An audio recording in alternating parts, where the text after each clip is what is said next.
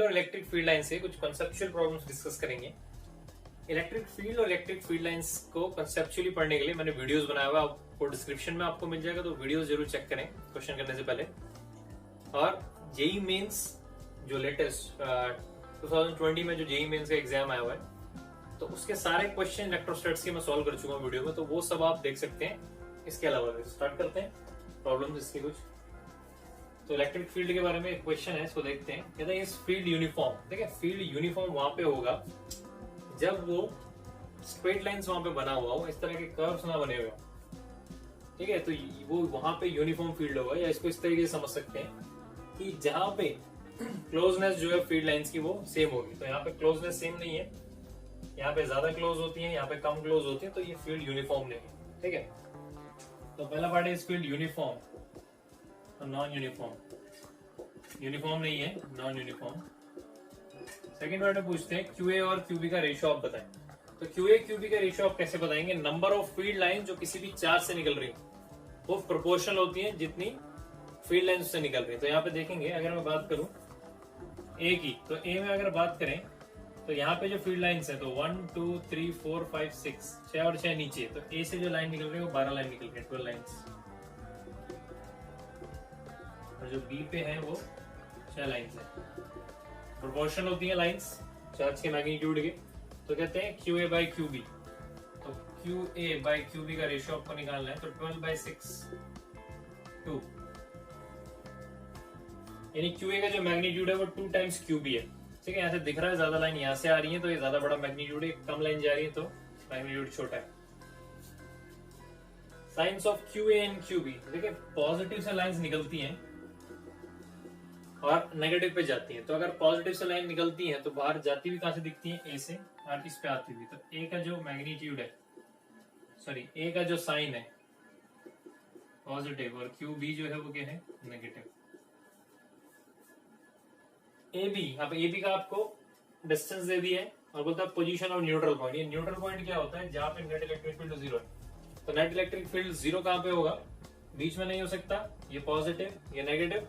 अगर मैं यहाँ पे पॉजिटिव रखता हूं तो ये इसको रिपेल करेगा, ये इसको अट्रैक्ट करेगा, बीच में कहीं पे भी न्यूट्रल पॉइंट हो नहीं सकता। दो चांसेस है, या तो यहाँ रखें या यहाँ रखें। कभी भी जिसका मैग्नीट्यूड छोटा उसके आगे रखें, उसके पास रखना होता है। तो छोटा मैग्नीट्यूड यहाँ दिख रहा है मुझे बी का, यानी बी के आगे मुझे कहीं न्यूट्रल पॉइंट मिलने वाला है। सपोज ये न्यूट्रल पॉइंट है, तो मैं इससे यहाँ तक का डिस्टेंस x लेट कर लेता हूँ, और ये मुझे दिया हुआ है 10√2 - 1 सेंटीमीटर। तो मुझे ये c निकालना है, पोजीशन कौन सी है। तो कैसे करेंगे हम? इलेक्ट्रिक फील्ड हम क्या करेंगे, यहाँ पे एक यूनिट पॉजिटिव टेस्ट चार्ज रखेंगे। तो यहाँ पे एक यूनिट पॉजिटिव टेस्ट चार्ज रखेंगे। अब जब मैं यहाँ पे एक यूनिट पॉजिटिव टेस्ट चार्ज रखता हूँ तो ये नेगेटिव है, ये इसको अट्रैक्ट करेगा और इस पर ये रिपेल करेगा। तो यहाँ पे जो फील्ड बनेंगे वो कैसे बनेंगे? पॉजिटिव, ये पॉजिटिव, ये पॉजिटिव, रिपेल, ये नेगेटिव, ये पॉजिटिव, अट्रैक्ट। तो इस तरीके से होना चाहिए कि ई ए का जो मैग्नीट्यूड है वो ई बी के मैग्नीट्यूड के बराबर होना चाहिए। तो जब इन दोनों का मैग्नीट्यूड बराबर होगा तो जिस पॉइंट पे ये बराबर होगा वो न्यूट्रल पॉइंट होगा। तो ई निकालें तो ए से यहां तक का डिस्टेंस के क्यू ए बाय, यहां से यहां तक का डिस्टेंस है 10√2 - 1 प्लस x² के क्यू बी x²। आप क्यू को लिख सकते हो 2 टाइम्स क्यू बी, तो ये 2 हो गया।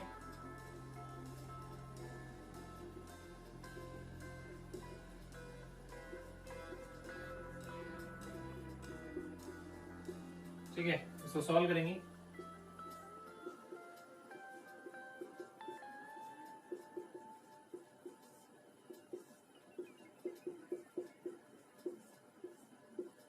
हो गया √2 बाय,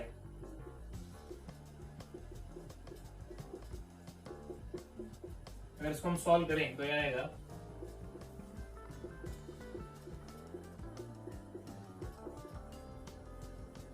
तो यहां ले जाएं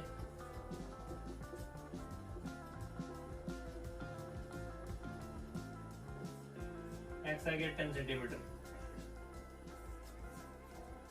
यानी बी से 10 सेंटीमीटर दूर पे हमें एक न्यूट्रल पॉइंट मिलने वाला है, यानी जहां पे नेट फील्ड हो जाएगा 0। तो कहते हैं where will the lines meet which comes from A and are not meeting at B.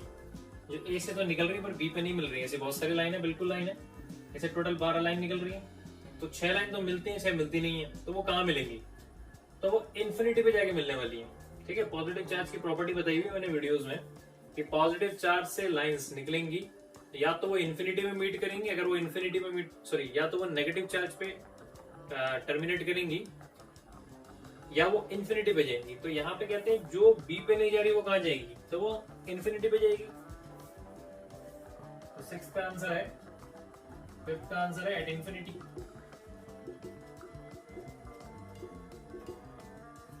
Will positive charge follows the line of force if free to move। अगर मैं क्या करूं, एक पॉजिटिव टेस्ट चार्ज को यहाँ पे रख दूं और छोड़ दूं, तो कहते हैं क्या वो यही लाइन फॉलो करने वाले?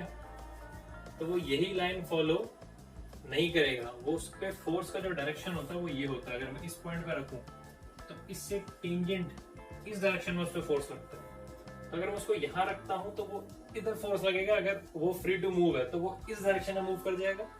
तो अगर ये लाइन स्ट्रेट होती, तो स्ट्रेट लाइन होती, तो तब मैं कह सकता हूं जो फोर्स का डायरेक्शन है वही उसकी ट्रेजेक्टरी होगी।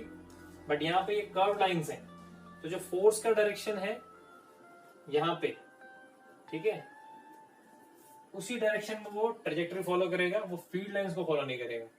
तो 6th में कहते हैं positive follow the lines of force if free to move, तो नो। Why these lines do not intersect? देखिए फील्ड लाइंस कहते हैं इंटरसेक्ट क्यों नहीं कर रही हैं यहाँ पे? अगर ये इंटरसेक्ट कर जाती तो इस पॉइंट पे एक्चुअली फील्ड लाइन जो होती है किसी भी पॉइंट पे, वो नेट इलेक्ट्रिक फील्ड की डायरेक्शन बताती है कन्फिगरेशन ऑफ चार्जेस की वजह से। जैसे कन्फिगरेशन ऑफ चार्जेस मतलब यहाँ पे पॉजिटिव नेगेटिव दोनों है, ये सिस्टम बन गया पॉजिटिव नेगेटिव। अब इसकी वजह से जो भी नेट फील्ड बनेगा इस पॉइंट पे वो ये टेंजेंट दिखाएगा। ठीक है, अगर ये इंटरसेक्ट करती तो इस पॉइंट पे दो डायरेक्शन दिखाता है टेंजेंट, एक टेंजेंट ऊपर लगता है, टेंजेंट नीचे। तो नेट फील्ड का दो डायरेक्शन ऐसा होता नहीं है एक पॉइंट पे, तो इस वजह से ये इंटरसेक्ट नहीं करती। ठीक है, प्रॉपर्टी है, ये प्रॉपर्टीज बना रखी है इसकी। Why these lines are curved? अब कहते हैं इस केस में ये कर्व्ड क्यों बनाई? आपने सीधी क्यों नहीं बना दी? यहाँ से ऐसे लगा देते, सीधी लाइंस आप ऐसे पहुंचा देते। एक्चुअली कर्व बनाने का रीजन क्या है कि हम जो प्रॉपर्टीज पढ़ रहे हैं इसकी, तो प्रॉपर्टी में एक प्रॉपर्टी मैंने आपको बताई, किसी भी पॉइंट पे वो नेट फील्ड का जो है डायरेक्शन दिखाने वाला है आपको, नेट इलेक्ट्रिक फील्ड का। तो दो चार्जेस का सिस्टम है यहाँ पे, पॉजिटिव नेगेटिव। तो किसी भी पॉइंट पे अगर आप नेट फील्ड देखेंगे, यानी वहां पे आपने एक लाइन ड्रॉ करी, फिर ऐसे लाइन अगर आप ड्रॉ करते जाएं और उनको फॉलो करें हर पॉइंट पे, तो आपको एक कर्व मिलने वाला है इस कन्फिगरेशन की वजह से, जिस वजह से प्रॉपर्टीज को ध्यान में रख के लाइंस को बनाए जाते हैं। तो जिस वजह से ये लाइन कर्व्ड है। ठीक है, नेक्स्ट क्वेश्चन में कहते हैं आपको इस तरीके से यूनिफॉर्म इलेक्ट्रिक फील्ड रीजन दिया हुआ है, जिसमें पहले पॉजिटिव प्लेट नीचे, नेगेटिव प्लेट ऊपर है। तो इलेक्ट्रिक फील्ड का डायरेक्शन इस तरफ है, ऊपर इलेक्ट्रिक फील्ड का डायरेक्शन दिया हुआ है, और इसमें एक इलेक्ट्रॉन को यहाँ पे ड्रॉप किया गया। तो इलेक्ट्रॉन को यहाँ पे छोड़ दिया गया, तो इलेक्ट्रॉन नीचे की तरफ गिरेगा इलेक्ट्रिक फील्ड के इन्फ्लुएंस की वजह से। अब इलेक्ट्रॉन नीचे क्यों आएगा, पहले हमें ये पता होना चाहिए। फोर्स जो होता है वो होता है QE, वेक्टर फॉर्म में लिख रहा हूं। अब अगर Q का मैग्नीट्यूड नेगेटिव हो जाए, जैसे इलेक्ट्रॉन है, इलेक्ट्रॉन में Q जो है वो नेगेटिव है, तो नेगेटिव होने से F और E अपोजिट हो जाएंगी। मतलब जो फोर्स का डायरेक्शन होगा, जो इलेक्ट्रिक फील्ड का डायरेक्शन होगा, अपोजिट होगा। इलेक्ट्रिक फील्ड का डायरेक्शन ये है, तो फोर्स का डायरेक्शन होगा ये, तो इस पे फोर्स ऐसे लगेगा और ये नीचे की तरफ आएगा।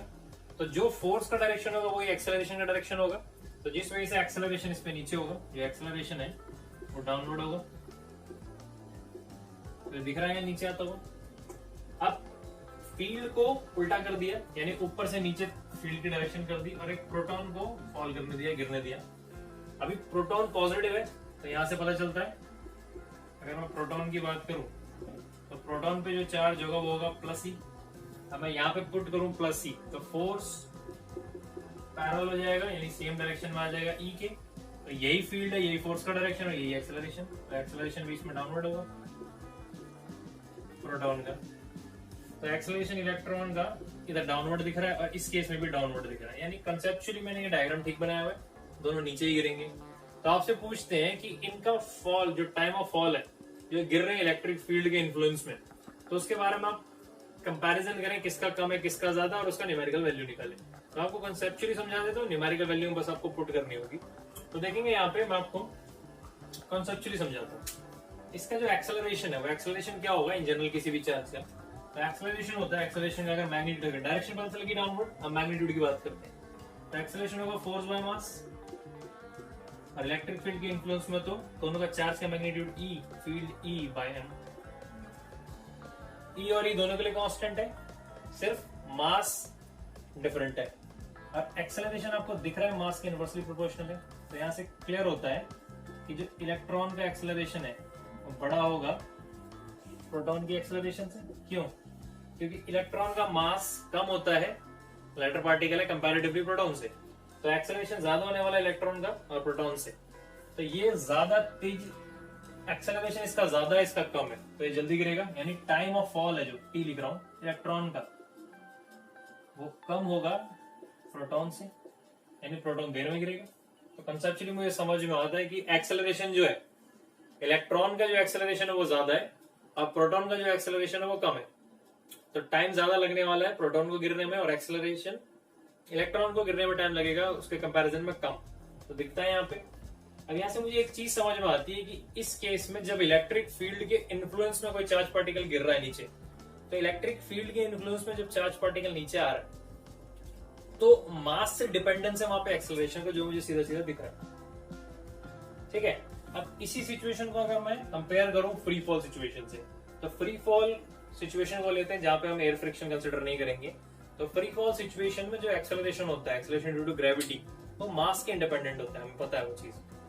अब अगर वो मास के इंडिपेंडेंट है, अगर हम बात करें फ्री फॉल की, तो फ्री फॉल में इलेक्ट्रॉन हो या प्रोटॉन हो, इलेक्ट्रॉन हो या प्रोटॉन हो, दोनों में एक्सेलरेशन जो है वो सेम होगा। अब जो दोनों में एक्सेलरेशन सेम है तो टाइम ऑफ फॉल जो होगा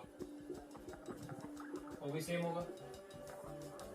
तो ये सिचुएशन हमने कंपेयर की, ये इलेक्ट्रिक फील्ड के इन्फ्लुएंस में और ये फ्री फॉल की। अब इलेक्ट्रिक फील्ड के इन्फ्लुएंस में अगर मैंने दोनों पार्टिकल को गिरने दिया तो यहाँ पे ग्रेविटी भी एक्ट कर रही है। तो मैं ऐसा क्यों करता हूँ कि हर चैप्टर हम इलेक्ट्रिक फील्ड में ऐसा ही पढ़ेंगे कि हम सीधा इलेक्ट्रिक फील्ड का जो इन्फ्लुएंस है उसी को कंसिडर कर लेंगे। अब हम इलेक्ट्रिक फील्ड का जब इन्फ्लुएंस देखते हैं, जब हम इसका इन्फ्लुएंस देखते हैं, तो हम फ्री फॉल क्यों नहीं देखते?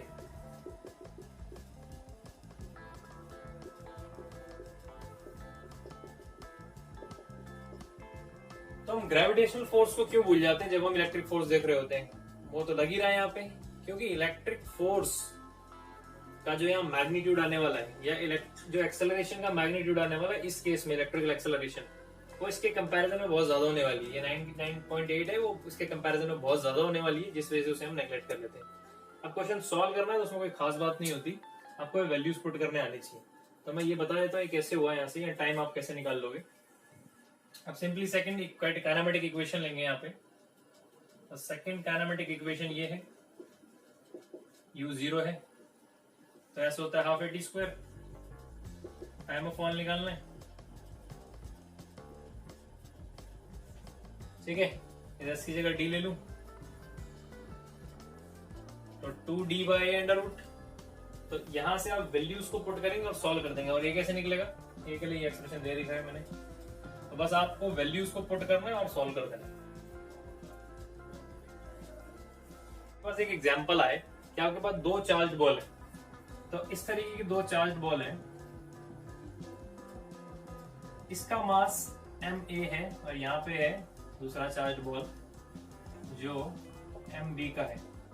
तो मास b जो है वो ज्यादा है कंपैरेटिवली किससे, a से, हम ऐसा कुछ मान लेते हैं। और दोनों चार्ज में सेम चार्ज है, दोनों पे चार्ज जो है वो सेम है, ठीक है। तो मास b जो है वो 50 kg, मास a 5 kg हमने दिया हुआ है, और दोनों चार्ज है। तो इस पे जो चार्ज है वो -10 माइक्रोकूलम है और इस पे चार्ज है +10 माइक्रोकूलम। ऐसे दोनों पे चार्ज का मैग्नीट्यूड सेम है, मास का फर्क है। ये हैवी बॉल है और ये लाइट बॉल है। तो आपसे पूछते हैं कि इलेक्ट्रिक फील्ड के इन्फ्लुएंस में जल्दी कौन गिरता है, तो मैंने बता रखा है यहाँ पे इनवर्सली प्रोपोर्शनल एक्सेलरेशन की। तो एक्सेलरेशन, ये भारी बॉल है, एक्सेलरेशन कम होगा इसका, तो कम होगा तो ये देर में गिरेगा और ये जल्दी गिरेगा। यानी ये हल्का बॉल है 5 kg का, तो ये जल्दी गिरेगा और ये देर में गिरेगा। तो इस तरीके से अगर दो बॉडीज का चार्ज सेम हो, उसका मैग्नीट्यूड सेम हो, डायरेक्शन आप देख सकते हैं इलेक्ट्रिक फील्ड का, और उसके मास से डिपेंडेंस आपको दिखाने को बोलो इलेक्ट्रिक फील्ड के इन्फ्लुएंस में, तो आप इस तरीके से क्वेश्चन को कर सकते हैं। बट अगर फ्री फॉल का केस बनता ही, जैसे आप काइनेमेटिक्स में पढ़ते हो, तो वहां पे जी दोनों के लिए सेम होता है। क्वेश्चन है, कहते हैं इस तरह की फील्ड लाइंस पॉसिबल है। देखिए पैरेलल फील्ड लाइंस है बट इक्विडिस्टेंट नहीं है, ठीक है। यूनिफॉर्म फील्ड लाइंस बनानी हो किसी रीजन में तो पैरेलल लाइंस बनाते हैं और इक्विडिस्टेंट। तो ये पैरेलल तो है बट इक्विडिस्टेंट नहीं है, तो क्या ऐसी पॉसिबल है? पैरेलल इक्विडिस्टेंट तो पॉसिबल है, तो पैरेलल इनफाइनाइट प्लेट्स रखेंगे तो बच जाएगा। तो क्या ऐसा पॉसिबल है? देखते हैं कंसेप्चुअली पॉसिबल है कि नहीं। अब हमें ये पता होना चाहिए कि इलेक्ट्रोस्टैटिक फोर्स एक कंजर्वेटिव फोर्स है और इलेक्ट्रिक फील्ड एक कंजर्वेटिव फील्ड है। तो कंजर्वेटिव फील्ड है तो अगर मैं क्लोज लूप पे मूव करूं तो वर्क डन 0 होना चाहिए। तो देखते हैं क्या क्लोज लूप में वर्क डन 0 हो पाएगा यहाँ पे। तो सपोज मैं एक लूप लेता हूं इस तरीके से, इस डायरेक्शन में ले लेते हैं।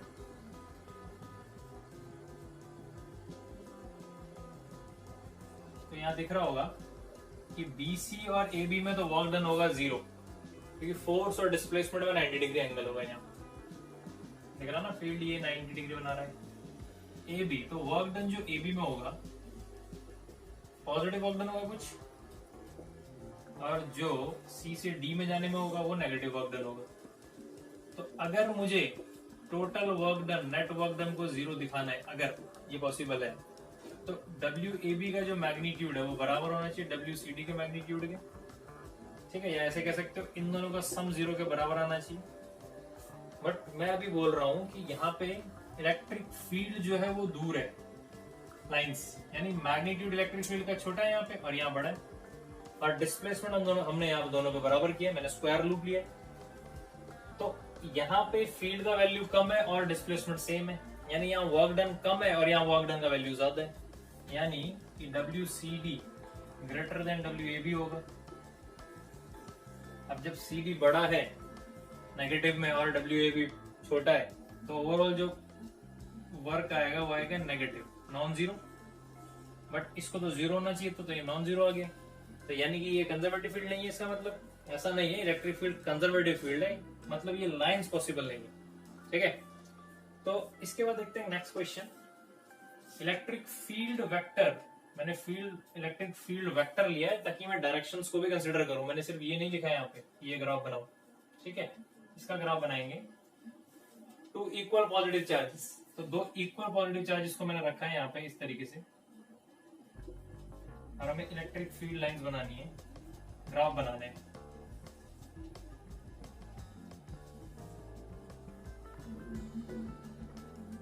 एक्स एक्सिस के अलावा मूव कर रहे हैं ऐसे, और हमें इलेक्ट्रिक फील्ड का वैल्यू, इलेक्ट्रिक फील्ड का कर्व बनाना है इसके। अभी दो पॉजिटिव चार्ज हैं, इक्वल पॉजिटिव चार्ज हैं, तो पहले देखते हैं न्यूट्रल पॉइंट कहीं मिलेगा। तो अगर मैं यहाँ पे एक चार्ज रख दूं बीच में, तो ये पॉजिटिव रिपेल करेगा और ये रिपेल करेगा, यानी यहाँ पे न्यूट्रल पॉइंट मिलने वाला है बिल्कुल बीच में, यानी यहाँ पे फील्ड का वैल्यू 0 होने वाला है, ठीक है। अगर इधर जाए तो इसका इन्फ्लुएंस बहुत ज्यादा है, इसका इन्फ्लुएंस बहुत कम है। तो ये पॉजिटिव है, अगर यहाँ पॉजिटिव टेस्ट चार्ज रखें तो इस तरफ रिपेल करेगा, यानी नेगेटिव डायरेक्शन, या नेगेटिव डायरेक्शन मान रहा हूँ, तो नेगेटिव डायरेक्शन में फील्ड होगा और इसका इन्फ्लुएंस रहेगा, इसका इन्फ्लुएंस ना के बराबर होगा, और ये नियरली ये रिलेशन फॉलो करेगा, ठीक है। इसकी वजह से मान लेते हैं बहुत दूर है, तो इसकी वजह से नियरली ये रिलेशन फॉलो करेगा यहाँ पे, तो कर्व जो है वो इस तरीके का बनेगा।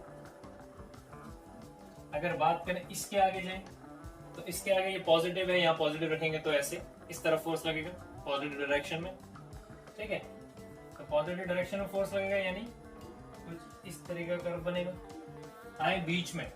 तो अगर न्यूट्रल पॉइंट से इस तरफ रहे तो इसका इन्फ्लुएंस ज्यादा है, यानी नेट डायरेक्शन जो होगी वो इस तरफ होगी, पॉजिटिव।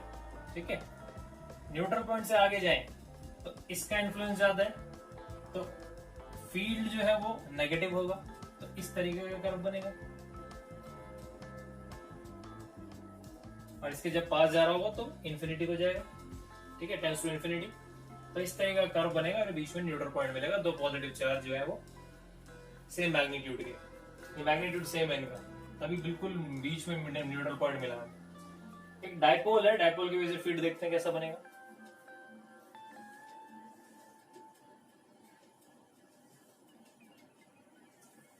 तो डायपोल की वजह से फील्ड बनेगा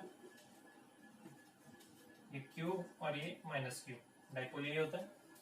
अब क्या डायपोल पे हमें न्यूट्रल पॉइंट मिलेगा? यहाँ पे पॉजिटिव रख के देखेंगे, positive positive repel, negative attract. तो यहाँ पे न्यूट्रल पॉइंट तो नहीं मिलने वाला बीच में। क्या यहाँ पे मिलेगा न्यूट्रल पॉइंट?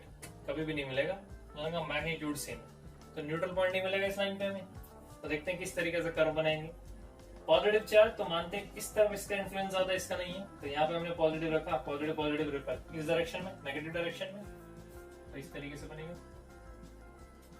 यहाँ पे देखें तो इसका इन्फ्लुएंस है पॉजिटिव, अट्रैक्ट करेगा, नेगेटिव इस तरफ।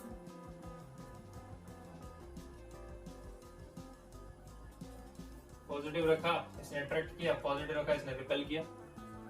यहाँ पे रखें इसके पास, तो अगर इसके पास रखेंगे तो इसका इन्फ्लुएंस ज्यादा होगा यहाँ पे पॉजिटिव, तो पॉजिटिव पॉजिटिव रिपेल करेगा पॉजिटिव डायरेक्शन में।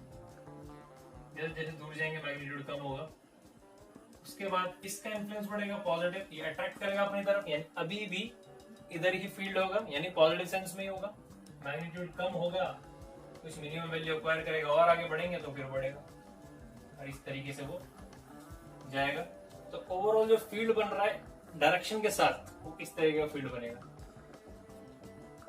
ठीक है, डायरेक्शन को इंक्लूड करेंगे पॉजिटिव और नेगेटिव। तो जो इस एक्सिस से ऊपर है वो फील्ड लाइंस, इलेक्ट्रिक फील्ड का वैल्यू पॉजिटिव है, और इससे नीचे नेगेटिव। ठीक है, तो देखते हैं। अब नेक्स्ट क्वेश्चन है, एक डायपोल रखा हुआ है और दो चार्जेस रखे हुए प्लस क्यू प्लस क्यू। आपसे पूछते हैं ये चार्जेस इस डायपोल पे कितना फोर्स लगाते हैं, तो इस क्वेश्चन को करके देखते हैं। अब डायरेक्टली तो मैं ऐसे नहीं बता सकता कि ये इस पे कितना फोर्स और ये इस पे कितना फोर्स लगा रहा है। इसको इस तरीके से समझते हैं कि ये एक पूरा सिस्टम, तो इसको एक सिस्टम मानते हैं।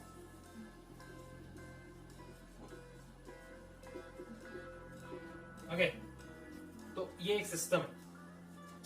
अब ये डायपोल है, इस डायपोल की वजह से इस पोजीशन पे फोर्स का डायरेक्शन और मैग्नीट्यूड दोनों मुझे पता है। अगर ये डायपोल रखा है इस तरीके से और ये इसके परपेंडिकुलर बाइसेक्टर पे लाइन बन रही है, यानी ये इक्वेटोरियल पॉइंट है।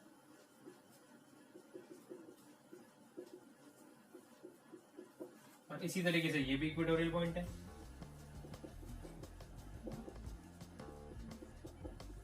ये भी इक्वेटोरियल और ये भी इक्वेटोरियल। अब इक्वेटोरियल पे पहले हम डायरेक्शन निकालते हैं फोर्स की। तो ये डाइपोल है, ये इस पे फोर्स किधर लगाएगा? इसके अपोजिट, यानी कि ये इस पे जो फोर्स लगाएगा वो इस तरीके से लगाएगा, और ये इस पे जो फोर्स लगाएगा वो इस तरीके से लगाएगा। ठीक है, तो ये डाइपोल इस पे इधर फोर्स लगाएगा और यही डाइपोल इस पे इधर फोर्स लगाएगा नीचे। इसका जो मैग्नीट्यूड होता है एफ का, वो मैग्नीट्यूड होता है इक्वेटोरियल के लिए kp बाई एक्स क्यूब। तो k p by distance, distance कितना है इसके सेंटर से यहाँ तक का, a p डाइपोल मोमेंट है। तो ये फोर्स इसने इस पे लगाया f, और ये इसने इस पे फोर्स लगाया। अब क्योंकि ये हमने एक सिस्टम माना है, बाहर से कोई फोर्स नहीं है, तो हम इसको एक्शन रिएक्शन पेयर देखते हैं थर्ड लॉ से। यानी इसने इस पे इधर फोर्स लगाया, इधर फोर्स लगाया। अब ये इसने इस पे इधर फोर्स लगाया, तो एज अ रिएक्शन ये इसको फोर्स इधर लगाएगा, मैग्नीट्यूड सेम रहेगा। इसने एक्शन लगाया, रिएक्शन लगेगा अपोजिट डायरेक्शन में सेम मैग्नीट्यूड है, यानी इस पे यहाँ पे डाइपोल जो रखा हुआ है इस पे फोर्स लगेगा ऐसे। इसने इस पे नीचे फोर्स लगाया, तो ये इस पे ऊपर की तरफ फोर्स लगेगा एज अ रिएक्शन F। तो जो नेट फोर्स होगा डाइपोल पे, नेट फोर्स ऑन डाइपोल होगा ऊपर की तरफ 2F, मैग्नीट्यूड, डायरेक्शन अपवर्ड्स। ठीक है, और है कितना ये दिख रहा है आपको,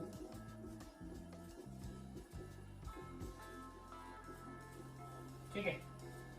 अब पहली बार देखने में लगे क्या, ये देखो सिस्टम पे फोर्स कैसे दिख रहा है, ये फोर्स ऊपर, ये फोर्स ऊपर, ये फोर्स नीचे, ये फोर्स नीचे, तो नेट फोर्स तो जीरो दिख रहा है। तो पहली बारी में हो सकता है देखने में लगा हो कि नेट फोर्स डायपोल पे जीरो है। डायपोल में नेट फोर्स जीरो नहीं होगा, वो सिस्टम का एक कंपोनेंट है, तो उस पे पर्टिकुलर फोर्स जीरो नहीं है। ओवरऑल सिस्टम पे, पूरे सिस्टम पे अगर सारे फोर्सेस को सम करेंगे तो वो जीरो, क्योंकि हमने 11th में पढ़ा है एक्शन रिएक्शन पेयर दो अलग अलग बॉडीज पे एक्ट करता है। अगर ये इसका एक्शन नीचे इधर लग रहा है तो इसका रिएक्शन इस पे ऊपर लगेगा, और इसका एक्शन अगर इस पे नीचे लग रहा है तो इसका रिएक्शन इस पे ऊपर लगेगा। ऐसा नहीं है कि एक्शन रिएक्शन दोनों इसी बॉडी पे लगेंगे। इस वजह से डायपोल पे नेट फोर्स जीरो नहीं होगा, एज अ सिस्टम होल अगर देखें तो नेट फोर्स जीरो होगा।